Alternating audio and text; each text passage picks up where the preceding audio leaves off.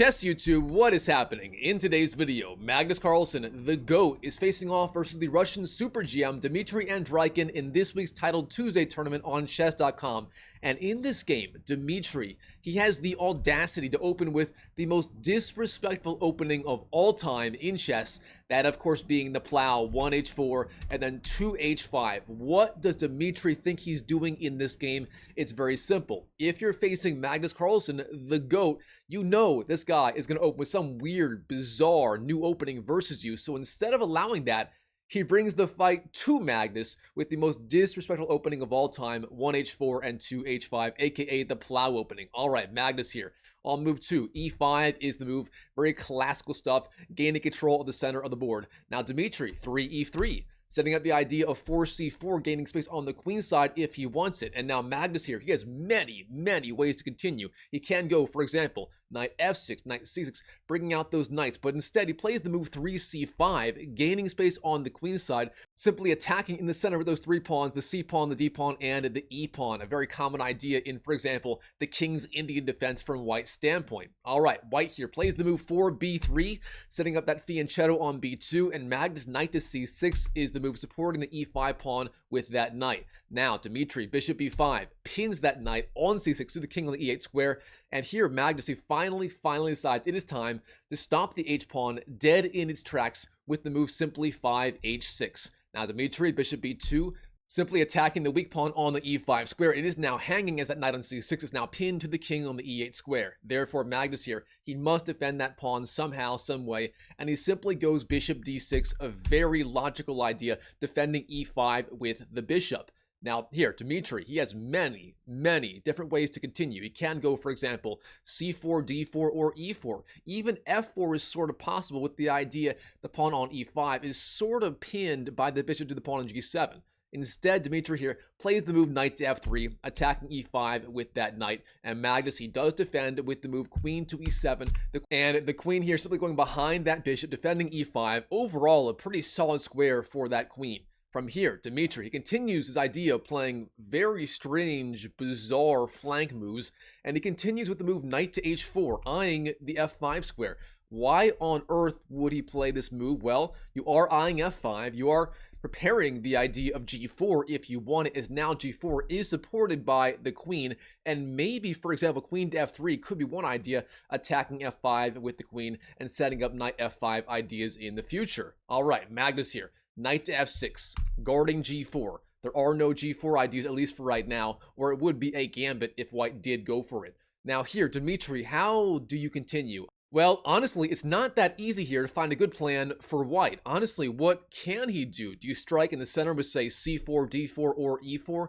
They all look kind of sketchy, but beyond that, what else can you do? In the game, knight c3 is the move, pressuring d5 a little bit with that knight, and black goes a6, putting the question to the bishop. Do you trade on c6, giving up your precious light-squared bishop, or do you go back to, say, e2, where all the white pieces here are sort of tripping over each other? Well, in the game, he does trade on c6. We have bishop takes, b takes, and then queen to e2. All right, this is the big idea right here. Dmitry setting up the idea of long castles and then going for it on the king side with, say, g4, g5, and so on.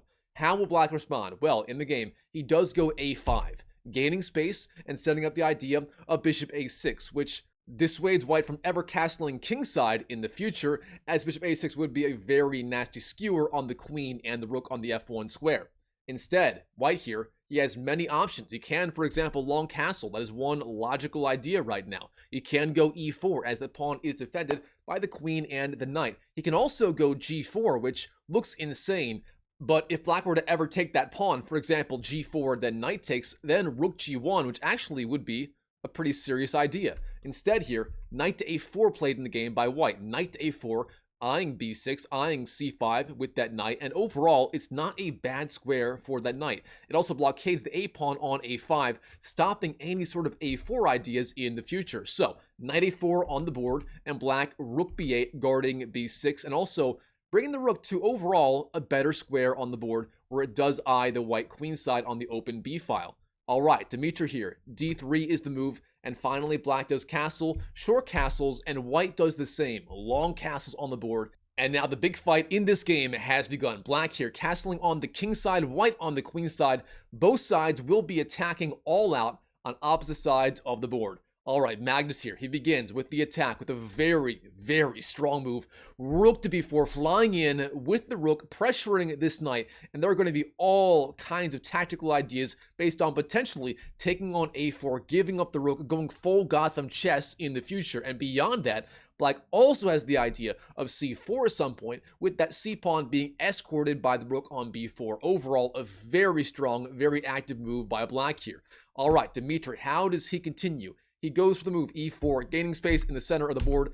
The idea being if Black ever takes on e4, White can take back with the d-pawn like this, with some discovered attacks on, for example, the bishop and so on. And beyond that, if Black does go d4, then the pawns on the c-file would be super, super weak, as the d-pawn could no longer control that very important c4 square right here. Instead, Black here, he ignores the d-pawn and simply goes c4 himself, which is by far the best idea here. Black applying a ton of pressure on the queen side, and of course now if you take the pawn on c4 with the b-pawn, you would lose that knight on a4 on the spot. That is one of the big ideas right here behind that c4 advance. So what should White do right here? Well, he begins, d takes, by far the best move. And in this position, the computer, Stockfish, gives the idea of rook takes a4 as being the best move, if you can believe it. The idea being after rook takes, b takes, then d takes e4. Somehow this works out well for Black in this game. I don't quite get it, but that is the top engine line right here, if you can believe it. Instead, in the game, Magnus here, Mr. Maggie Man, taking on c4 with the d-pawn, d takes c4, which turns out to not be the right idea. Again, going full Gotham chess was the right move on the prior move. Now from here, Dmitry, how do you want to proceed? Again, taking the pawn on c4 with the queen or the b-pawn is no good. You lose the queen or lose the knight on the a4 square. Therefore, instead, Dmitry here, he plays the move bishop to a3 with the skewer on the rook, the bishop, and the queen. A very creative idea and very, very strong. Black here actually takes on b3. C takes b3 is the move. The point being, if you take the rook, then taking on a2 will come next, and Black will have a massive, massive advantage in this game. Instead, a takes b3, chosen by Dmitry, a takes b3, and then we have rook takes e4, sliding over with the rook, winning the free pawn on the e4 square. Now, we have a bunch of trades. Bishop takes, queen takes, and rook takes. Mr. Maggie Man himself going into the endgame. He is the best endgame player of all time, so it makes a lot of sense. And let's slow down here and take inventory. What the heck is happening right here in this position? Well, for right now, Black has a small material advantage. He has the extra e-pawn, giving him a 1-pawn advantage, and both sides have attacks on various pawns right here. So let's see what happens. Overall, though, Black certainly in the driver's seat here, having the 1 extra pawn, arguably the more active pieces, the better minor piece, the bishop versus the knight, and so on in this game. All right, from here, Dmitry, f3, defending the pawn on the f2 square. Also, g2 is supported by that knight. And now here, Magnus, he has the option of simply winning the free pawn on h5 with that knight.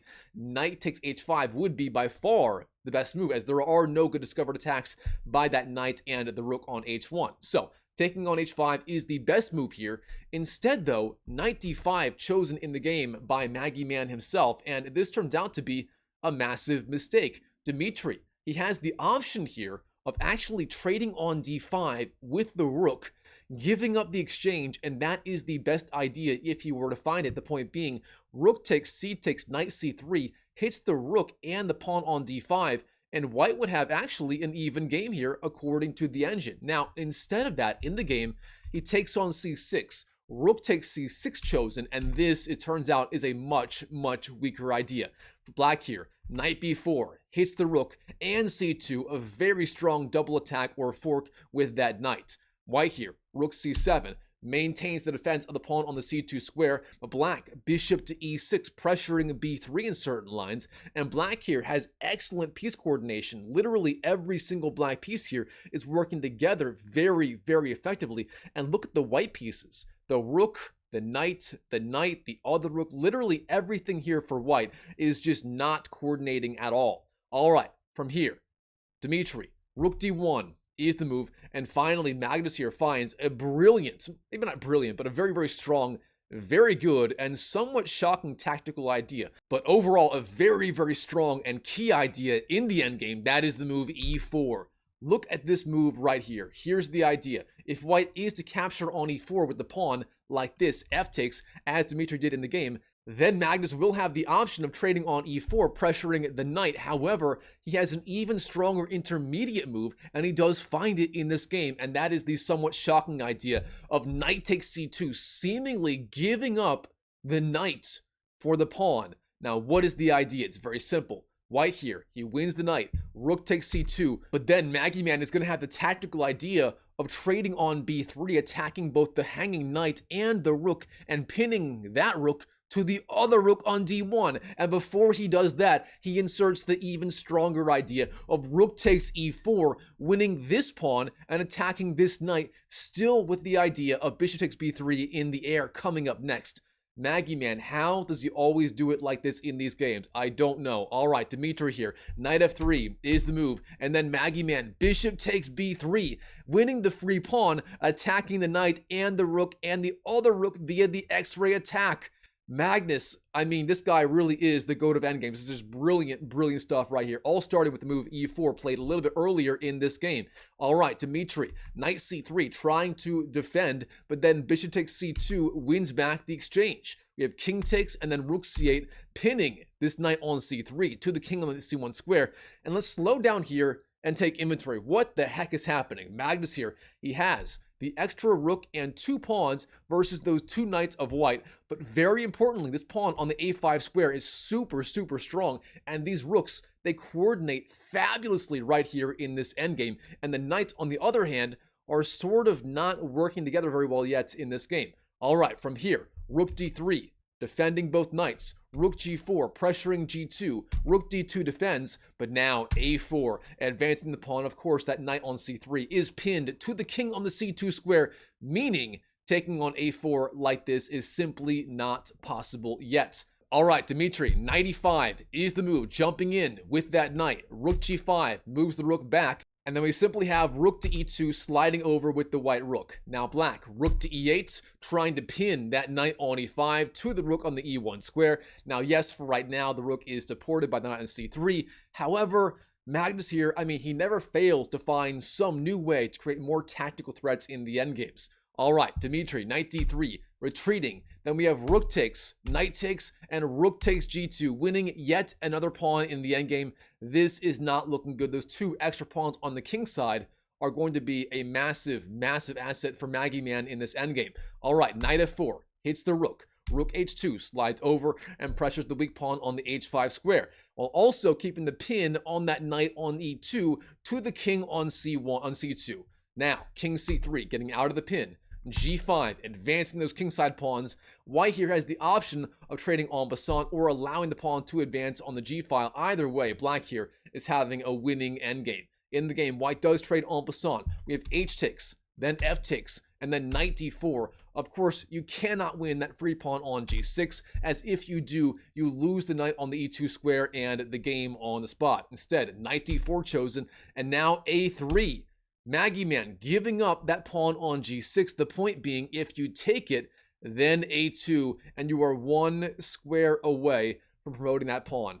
And for example, if that happens, there is no stopping the pawn at all. If knight takes a2, and then if, for example, knight b3, trying to stop the a1 advance, then rook h3, followed by capturing on b3, wins the game. And instead, if knight c2, simply capturing on c2 and then a1 wins the game again on the spot. Now, instead, knight f to e2 chosen by Dmitry, a decent idea, but now h5. The other pawns advance on the king side, and does white have what it takes to stop both pairs of pawns on the king side and the queen side? I'm not so sure. Dmitry, king b3 is the move. Magnus, h4. He gives up the pawn on the queen side to advance the king side pawns. There are just too many lines of attack in this game. King takes, rook f2, king b4, h3, knight g3, h2. The h pawn now 1 square away from promoting in this game. King to c3, rook g2 hits that knight. Knight d2, And now finally, the final move of the game for Mr. Maggie Man himself, the GOAT of Endgames. He simply trades his rook for that knight on e2.